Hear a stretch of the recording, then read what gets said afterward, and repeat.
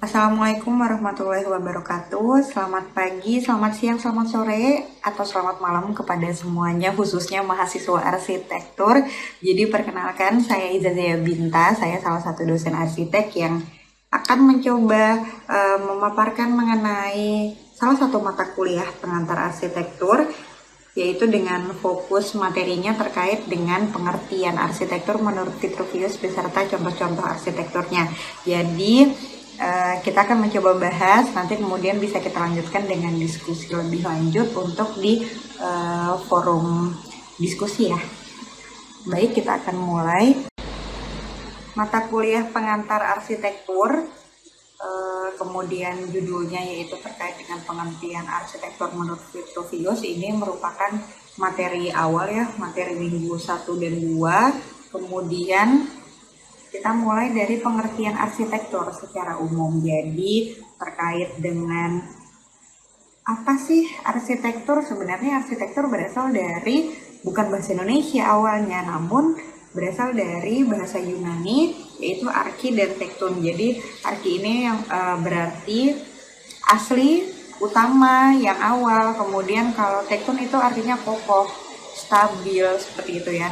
Nah, kemudian maka terdapatlah sebuah rangkaian kata arsitektur berarti orisinal dan kokoh, yang asli, yang kuat, yang stabil.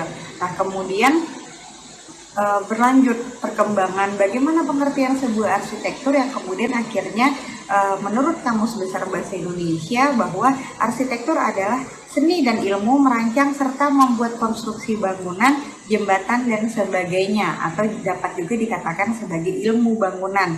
Kemudian kalau ada kamus lain yaitu Webster Dictionary yang menjelaskan bahwa arsitektur adalah seni atau praktik perancangan struktur bangunan terutama yang dapat dihuni. Seperti itu ya, ini terkait dengan pengertian arsitektur secara umum. Saya lanjutkan terkait dengan pengertian arsitektur menurut para ahli. Nah, kalau misalnya dari awal perkuliahan sering mendengar Bapak Francis Bekacing ini, nah ini sosoknya.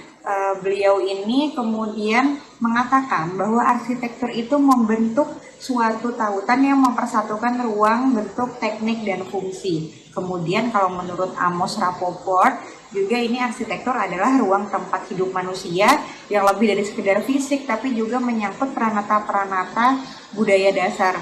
Kemudian menurut J.B. Mangunwijaya bahwa arsitektur sebagai wastuwidya yang berarti ilmu bangunan. Jadi seni ini adalah ilmu dalam merancang bangunan. Arsitektur juga dapat merujuk kepada hasil proses perancangan tersebut. Lalu menurut Benjamin Handler bahwa arsitek adalah seniman struktur yang menggunakan struktur secara estetis berdasarkan prinsip-prinsip struktur itu sendiri. Lalu dilanjutkan. Nah, berdasarkan pengertian secara umum, kemudian ada pengertian menurut para ahli, kemudian akhirnya bisa kita ambil kesimpulan sebenarnya apakah perbedaan antara arsitektur dan bangunan. Jadi sebenarnya arsitektur dan bangunan tidak sama ya, tidak sama. Jadi kalau arsitektur itu adalah sebuah suatu karya cipta manusia dengan segala pengetahuannya, dengan seninya, kemudian merupakan bentuk susunan elemen-elemen yang mempunyai bentuk, fungsi, dan keindahan dan menggunakan kaidah-kaidah arsitektural. Kemudian berbeda dengan bangunan. Bangunan lebih ke suatu susunan elemen-elemen yang membentuk fungsi, memiliki bentuk dan dimensi, memiliki kekakuan dan kekokohan yang dapat melindungi manusia dan mewadahi aktivitas di dalamnya. Jadi sebenarnya kalau misalnya kita mendesain sebuah rancangan sebuah bangunan dengan kita mulai menggunakan tahapan-tahapan yang sesuai dari tahapan survei, kemudian analisis tapak, lalu kita pecahkan, oh ini ada masalah apa di sini, ini masalah apa di sini. Kemudian kita membuat bagaimana draft atau konsep-konsep denahnya seperti apa, kemudian konsep tampak, bentuk, dan lain-lain, hingga akhirnya kita mendapatkanlah bentuk gambar denah, gambar tampak, gambar potongan, hingga nanti gambar 3D. Nah, kemudian ketika selesai, jadilah suatu desain rancangan Nah, itu kita bisa sebut sebagai itu adalah sebuah arsitektur. Nah, kemudian kalau bangunan itu wujudnya. Kalau misalnya nanti sebuah desain arsitektur itu kemudian dibangun, kita dapat mengatakan itu sebuah bangunan. Jadi maka dari itu kalau misalnya tuntutan adalah misalnya tugas akhir dari sebuah mahasiswa arsitektur, kalau misalnya arsitektur kita samakan dengan bangunan, oh berarti nanti desainnya harus dibangun dong. Nah, itu enggak. Jadi karena makanya tadi arsitektur lebih ke ilmunya.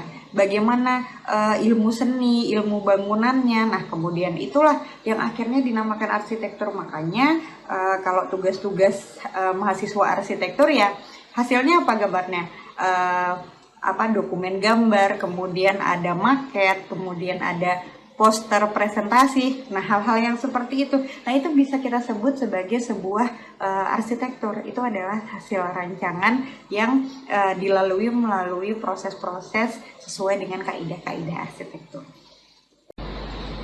Dilanjutkan dengan arsitektur menurut Vitruvius. Jadi Vitruvius ini di dalam buku 10 Books of Architecture, Vitruvius ini memiliki 3 aspek yang sering disebut juga sebagai trilogi dari apa itu arsitektur. Jadi kalau menurut Vitruvius adalah arsitektur itu harus terdiri dari tiga aspek, yaitu yang pertama adalah utilitas, kemudian firmitas, lalu yang ketiga adalah venustas. Nah, kalau misalnya mungkin kok sekarang seiring berkembangnya zaman bahwa oh ternyata banyak aspek-aspek lain yang sebenarnya masuk ke dalam sebuah arsitektur gitu. Tapi ini adalah teori yang awal sekali dari Vitruvius, kemudian masih dipakai sebenarnya sampai sekarang 3 aspek ini. Nah, jadi kita akan bahas lebih lanjut apa itu sebenarnya utilitas, firmitas, venustas. Kita akan lanjutkan. Di sini bisa dilihat bahwa utilitas adalah dapat kita sebut sebagai kegunaan atau fungsi. Ya, jadi utilitas itu adalah kegunaan atau fungsi, firmitas adalah kekuatan, struktur. Jadi kata kuncinya adalah form ya, form. Kemudian venustas yaitu dapat kita sebut sebagai keindahan atau sebuah estetika. Nah, kalau misalnya sulit menghafal 3 aspek Vitruvius adalah utilitas, firmitas, dan venustas, dapat kalian pahami saja 3 aspek itu adalah fungsi, struktur, dan estetika. Jadi sebuah bangunan harus berfungsi dulu, mewadahi aktivitas manusia, kemudian harus punya struktur, harus kuat gitu. Karena kalau tidak kuat, tidak bisa mewadahi aktivitas-aktivitas tadi. Kemudian yang ketiga, harus indah, harus berestetika. Inilah yang akan menjadikan bahwa oh ini karena dirancang oleh arsitek gitu. Ya memang harus indah. Jadi kalau nggak indah kenapa pakai arsitek gitu ya. Jadi 3 aspek itu harus dipahami. 3 aspek Vitruvius yaitu fungsi, struktur, dan estetika. Jadi tadi kita bahas terkait dengan utilitas. Nah, utilitas ini kan tadi udah kita bisa sebut sebagai kegunaan, kebutuhan, fungsi. Tapi sebenarnya di sebuah arsitektur gimana kita nunjukinnya? Ada di gambar denah. Jadi kalau misalnya gambar yang dibuat itu adalah kalau kita mendesain sebuah bangunan, akhirnya kita bikin gambar denah. Nah, ini gambar denah fungsinya apa? Ini untuk nunjukin kegunaan, kebutuhan dari sebuah bangunan tersebut, fungsinya seperti apa. Nah, ini akan ditunjukkan di gambar denah. Nah, kemudian desain arsitektur yang menunjukkan utilitas, fungsi akan kita bahas di sini. Nah, ini adalah salah satunya. Jadi yang pertama adalah bisa dilihat sini ada sebuah bangunan. Ya, kalau bisanya dilihat bangunannya saja tanpa kita kira-kira tahu nggak nih bangunannya apa?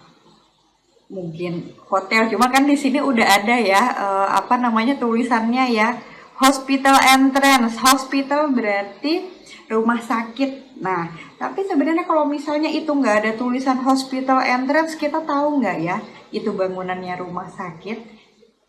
Nah, sulit. Nah, itu makanya bahwa sebuah desain, kita mengetahui bagaimana fungsi sebuah bangunan tersebut dapat dilihat melalui gambar denah. Jadi, nah ini gambar denahnya bisa dilihat. Kemudian, nah ini adalah salah satu bangunan rumah sakit yaitu Mercy Hospital Northwest di Arkansas. Jadi bisa dilihat bentukannya. Ini kalau misalnya tidak ada tulisan keterangan bahwa ini adalah bangunan rumah sakit, mungkin kita bisa, oh itu bisa hotel atau bisa kampus atau mungkin bisa kantor ternyata. Nah itu macam-macam. Nah kemudian ditunjukkanlah melalui gambar denah, oh sebenarnya fungsinya apa? Oh fungsinya dari rumah sakit itu ya. Kemudian kita lanjutkan lagi yang kedua. Nah ini bangunan apa? Bangunan apa ini kira-kira? Kalau misalnya kita bisa lihat, clue-nya adalah ada, bisa kalau lihat dari bangunannya aja mungkin kita bisa lihat mungkin ini adalah bangunan apa ya, kantor bisa, atau misalnya ada bangunan-bangunan lain ya. Nah kemudian kalau kita bisa lihat clue-nya di gambar ini adalah ada lapangan sepak bola. Jadi kira-kira apa nih bangunan yang ada sepak bola? Salah satunya adalah sekolah. Tapi bagaimana kita memastikan bahwa ini memang benar bangunan sekolah, bukan bangunan universitas? Atau sekolahnya bangunan apa? SD kah, SMP, atau SMA? Sama. Yang kita lihat adalah dari gambar denah. Nah ini gambar denahnya. Nah kemudian baru kita bisa lihat, oh ada ruang-ruang kelas. Oh ternyata ada pemisahan misalnya IPA, IPS, atau misalnya terkait tergantung bagaimana sekolahnya seperti apa. Nah kemudian itu detailnya dapat kita lihat dari gambar denah. Nah ini adalah salah satu bangunan sekolah yaitu Bangkok International School. Ini di bangunannya SMA ya. Ini bangunannya SMA. Kemudian, jadi tadi kita bahas fungsi untuk rumah sakit, kemudian fungsinya sebagai sekolah. Kemudian ini, nah, udah ada tulisannya ya, judulnya museum. Jadi ya fungsinya pasti udah tahu di museum. Tapi gimana kalau nggak ada judul namanya? Tahu nggak nih kalau ini bangunannya museum gitu? Nah, sama gambarnya dari denah. Nah ini gambar denahnya. Ini ada gambar interiornya juga. Nah ini adalah salah satu museum yang ada di Jerman, namanya Museum Carmen World Forum. Kemudian, nah sekarang kita lanjut ke gambar yang kedua. Nah ini nggak ada namanya. Ini fungsinya apa? Kita nggak tahu. Ini fungsinya perpustakaan kah atau kantor? Kita lihat dari denahnya. Ini denahnya. Nah ternyata ini adalah museum. Sama kayak tadi, cuma karena tadi udah ada contekannya, udah ada namanya di bangunannya. Nah kok ini nggak ada nama bangunan, jadi ternyata ini adalah salah satu bangunan museum, The Tennessee State Museum di Nashville di United States. Jadi sama ya fungsinya museum. Kemudian, nah ini kira-kira bangunannya apa? Kalau misalnya bisa dilihat dari bangunan ini, kira-kira kalau misalnya bangunannya strukturnya bentang lebar, kemudian memanjang, kira-kira kita bisa dapat nih clue-nya. Kemudian kita lanjut nih, gambar kedua. Udah kelihatan ada pesawatnya, berarti fungsinya adalah apa? Airport atau terminal bandara. Jadi ini adalah kita bisa lihat juga di sini ada gambar denahnya. Oke. Nah, ini adalah salah satu airport namanya Kempegowda International Airport di Bengaluru di India. Ya, ini bangunan bandara nih di India. Jadi kalau misalnya sering ke bandara mungkin lihat Supadio atau misalnya Terminal 3 Soekarno-Hatta, hampir mirip bentang lebarnya, kemudian full kaca, bisa kelihatan sebenarnya tipe-tipenya hampir sama gitu. Kemudian sekarang kita lanjut yang kedua. Nah, ini bangunan apa kira-kira kalau misalnya dilihat gambarnya? Mall. Ya ini beneran nggak kedetek ya kalau nggak ada di situ ada namanya Grand Central, mungkin ada yang udah pernah dengar. Kita lihat nih gambar interiornya masih bukan mall ya, tapi apa gitu. Kita lihat lagi denahnya. Di denah itu kelihatan apa? Ada jalur kereta api. Jadi ini adalah namanya Birmingham New Train Station di United Kingdom. Jadi ini adalah stasiun bawah tanah sebenarnya, keretanya kereta bawah tanah ya. Nah ini adalah stasiunnya barunya, itu namanya di Grand Central. Jadi di sini kalau misalnya kita nggak ngelihat itu, mungkin kalau perspektifnya kita, fotonya dari atas udah kelihatan rel keretanya ya, jadi udah pasti tahu itu stasiun kereta. Nah tapi kemudian kalau misalnya kita ngelihat bangunannya aja nggak bisa, jadi harus tetap dilihat dari denahnya. Ya, tadi bandara, kemudian fungsinya adalah stasiun kereta. Kemudian kita lanjutkan lagi. Nah, ini adalah apa? Mungkin kira-kira bisa ya namanya. Ini adalah bangunan hotel. Ya, ini adalah Justice Hotel di Chatuchak, Thailand. Ini sebenarnya ada namanya, tapi sangat kecil di pojok kanan atas, jadi tidak bisa terbaca. Kemudian, nah yang kedua, ini bangunan apa? Ini bangunannya di Indonesia ya. Kira-kira di mana nih? Bali ya, kita bisa lihat ambience-nya, suasananya ya. Nah, ini adalah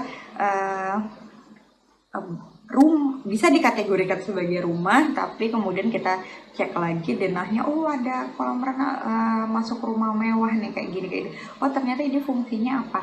Fungsinya adalah sebagai villa resort, yaitu di Uluwatu House Bali.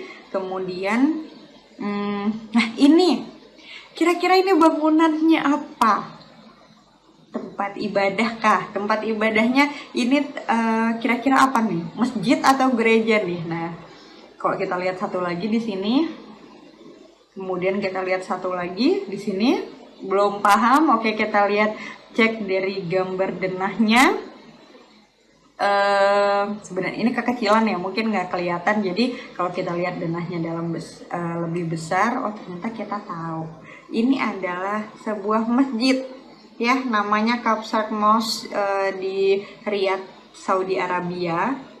Masjid ya, desainnya oke banget ya gitu ya. Kalau misalnya di Indonesia mungkin ada sih yang udah beberapa masjidnya tidak harus berkubah bulat seperti itu, yang bentuknya kotak seperti di Bandung ada. Kemudian ada juga di tempat lain, kalau misalnya kayak di Malaysia, Singapura mungkin udah beberapa ya, cukup banyak masjid yang akhirnya mengaplikasikan bentuk-bentuk bangunannya tidak harus berubah bulat seperti itu. Nah kemudian kita lanjut. Nah kalau ini sudah sangat jelas ya tandanya ya, ada tanda salib di sana ya.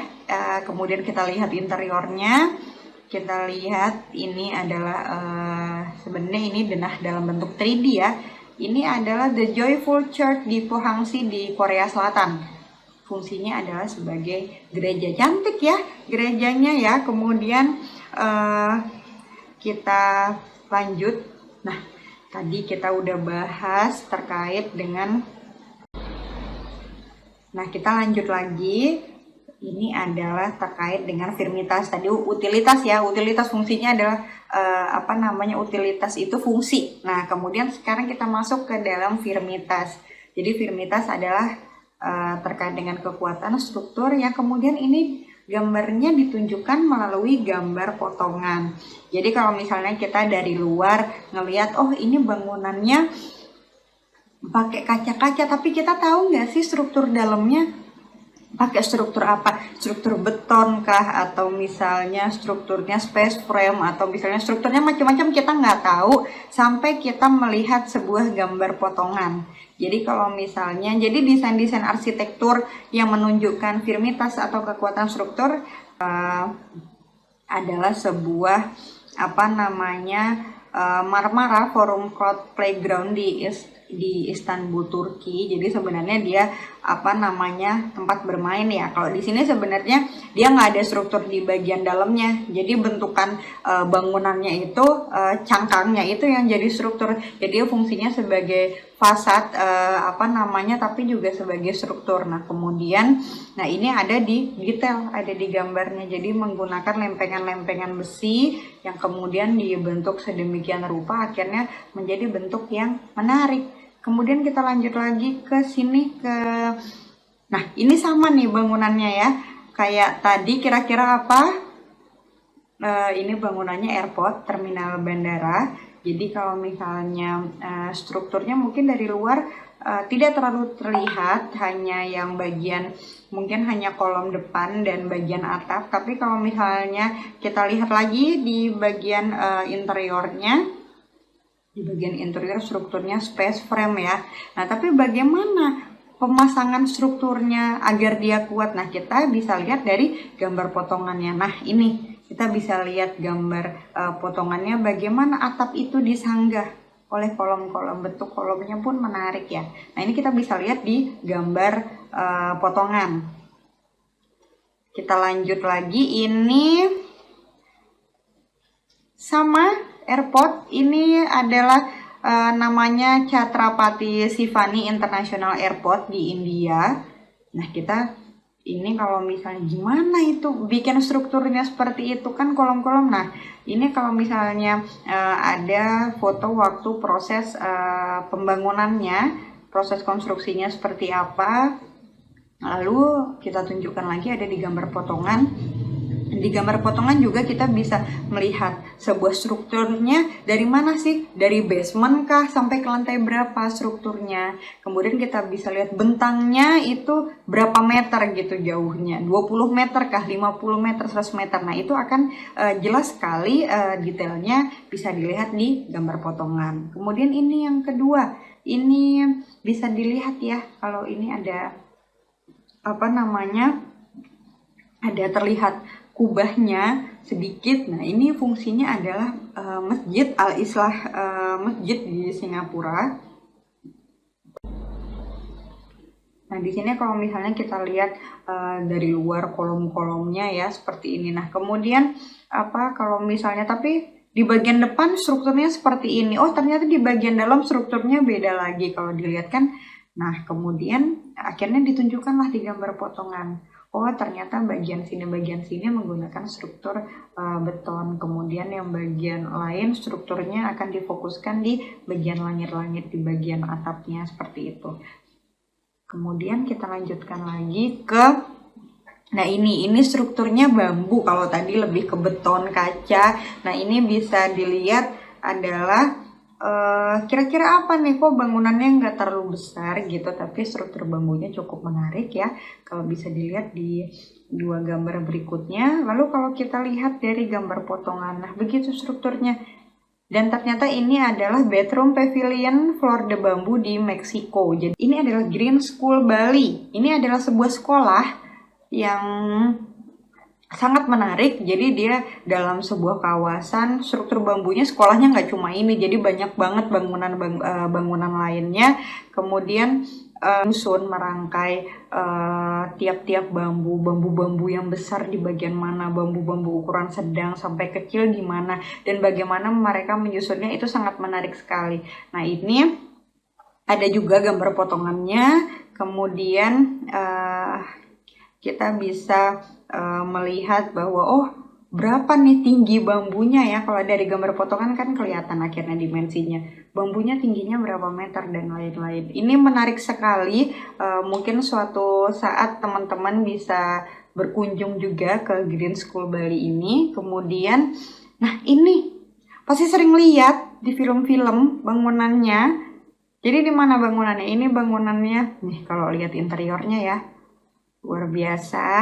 Kemudian nah ini ada gambar potongannya, bagaimana menunjukkan struktur bangunannya ini. Kalau misalnya lihat dari strukturnya menarik banget ya. Ini pasti teman-teman banyak yang udah lihat juga di beberapa film ya. Ini adalah World Trade Center Transportation Hub di New York di United States. Jadi ini baru sebenarnya, terhitungnya baru karena baru dibuka pada tahun 2016. Ini desain rancangan Santiago Calatrava, salah satu arsitek legend di dunia. Ini bangunan apa kira-kira? Mirip bandara ya, mungkin ya, atau apa nih? Kalau ada yang tahu, jadi ini adalah sebuah kampus. Nih kalau lihat dari interiornya, ada area belajar untuk mahasiswa. Jadi ini sebuah kampus namanya Embry-Riddle Aeronautical University di Daytona Beach di United States. Jadi Ini kampusnya cantik banget ya, sungguh berestetika. Andai kampus kita juga sebagus ini pasti semangat banget ya belajar ngedesainnya ya. Oke, ya jadi kemudian kita lanjutkan lagi ke Venustas. Nah ini aspek ketiga Vitruvius, yaitu keindahan estetika dan dapat ditunjukkan melalui gambar tampak. Nah, jadi desain-desain arsitektur apa yang menunjukkan sebuah keindahan? Kita lanjutkan. Pertama adalah ini udah pasti tahu, ini adalah apa namanya bangunan legend banget. Ini adalah Disney Concert Hall di Los Angeles di United States. Jadi ini adalah bangunan apa namanya hall untuk konser ya, kemudian untuk opera atau apa. Nah ini kita bisa lihat ada gambar tampaknya. Jadi di gambar tampak ini lebih ke perspektif ya gambar tampaknya ya. Jadi untuk menunjukkan bagaimana detail pemasangan materialnya, gimana sih material ini digunakannya di sisi-sisi mana saja nih, ukurannya berapa. Nah itu kita bisa lihat di gambar tampak. Kemudian nah ini yang kedua, kalau ini kira-kira bangunannya apa? Ini adalah sebuah bangunan di Muharraq di Bahrain. Ini ternyata adalah bangunan perpustakaan. Nah, jadi kalau misalnya ini adalah Khalifah Library, jadi ini adalah sebuah perpustakaan yang estetikanya adalah bagaimana membuat irama pola menggunakan material warnanya seperti warna kayu gitu, kemudian dikombinasikan dengan kaca. Nah ini estetikanya dapat banget ya. Ini adalah sebuah perpustakaan. Kemudian nah ini adalah sebuah sport center, namanya Hangzhou Olympic Sport Center di Cina. Cantik banget, gornya bisa dibilang kalau misalnya di sini bisa dilihat atau sebuah stadium gitu ya. Tapi ini fungsinya adalah sport center. Jadi di sport center Hangzhou Olympic ini estetikanya bisa dinikmati di pagi hari maupun malam hari. Jadi karena kalau malam keunikannya adalah ada lampu-lampunya. Nah unsur-unsur estetika itu ada warna, material, kemudian tekstur, lalu juga ada cahaya. Nah, ini masuk ke aspek estetika yang masuk ke cahaya. Kemudian kita kalau misalnya bisa lihat dari dekat, kita bisa melihat materialnya kira-kira teksturnya seperti ini ya. Nah, itu sebenarnya nanti bisa detail contoh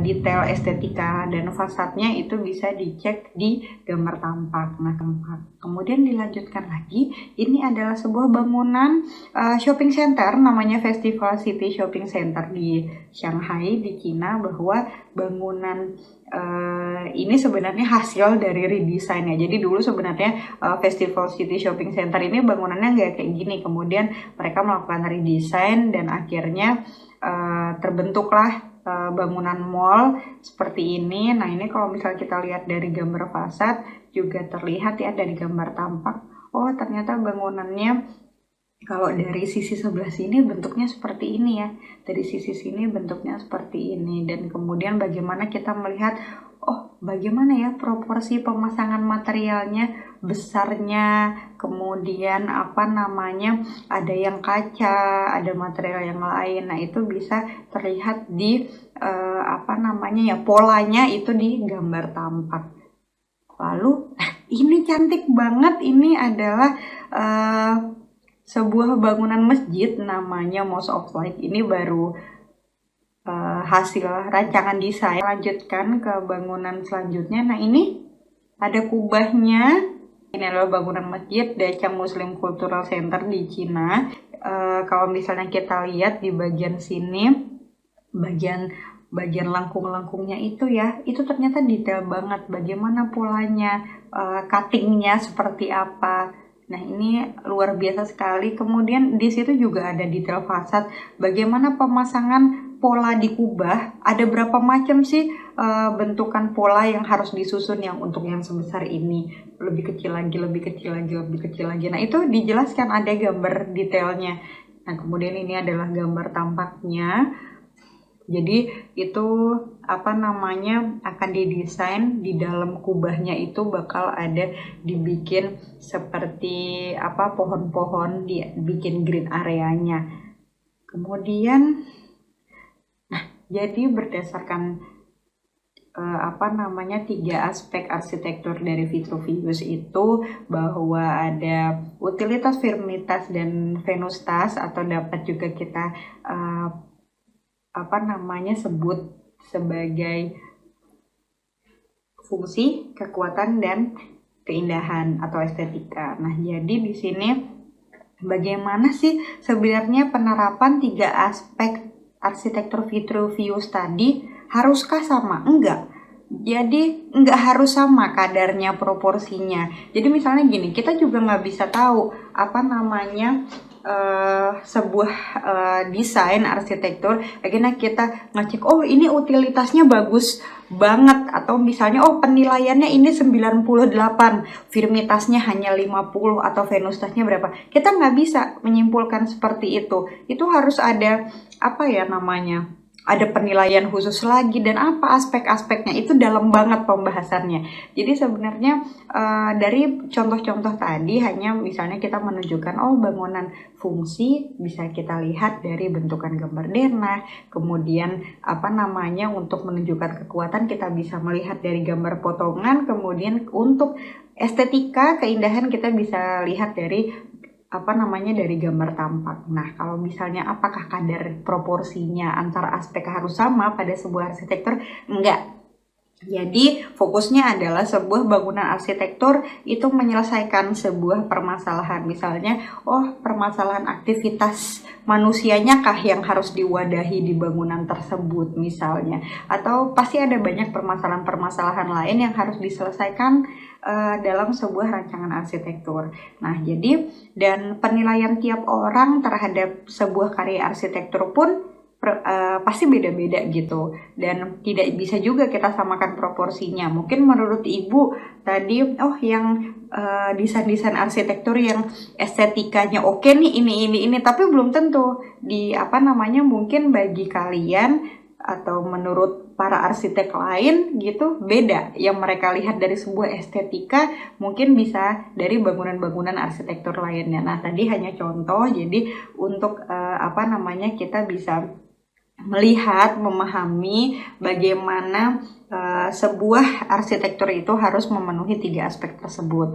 Walaupun tadi dengan seiring berkembangnya zaman bahwa ternyata aspek Vitruvius ini dalam kalau teori sekarang nih ternyata memang arsitektur tuh nggak cuma terdiri dari 3 ini gitu. Nanti ada bisa berkembang, harus sustainable, harus dirancang oleh arsitek, atau misalnya ada aspek-aspek lain. Nah, tapi untuk saat ini kita cukup mempelajari dan untuk mengaplikasikan 3 aspek ini dalam desain dan rancangan kita.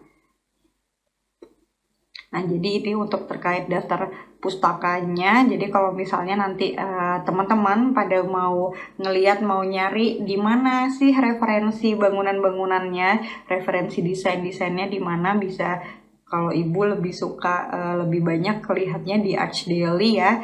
Jadi nanti karena di sana detail, ada gambar mulai dari gambar rancangan, kemudian ada gambar yang udah dibangun, lalu ada gambar denah tampak potongan pun biasanya mereka dimasukkan juga. Jadi lengkap gitu ya. Kalau misalnya kita cuma nyari di Google, kadang hanya dapat foto-foto perspektifnya aja atau foto-foto tampak, tapi nggak detail nih ada gambar denah tampak potongan. Jadi semoga bermanfaat bagi semuanya, bahwa materi ini semoga bisa menjadi dasar pemahaman teman-teman dan adik-adik semua terkait dengan teori dasar arsitektur, khususnya untuk di mata kuliah pengantar arsitektur. Nanti kita akan bahas materi lain lagi terkait dengan sejarah arsitektur di dunia. Ya, semoga bermanfaat mata kuliah kita pada kali ini. Semoga bisa menjadikan bekal adik-adik dan teman-teman semua menjadi arsitek yang bermanfaat, bisa berkarya untuk Indonesia. Terima kasih semuanya. Assalamualaikum warahmatullahi wabarakatuh.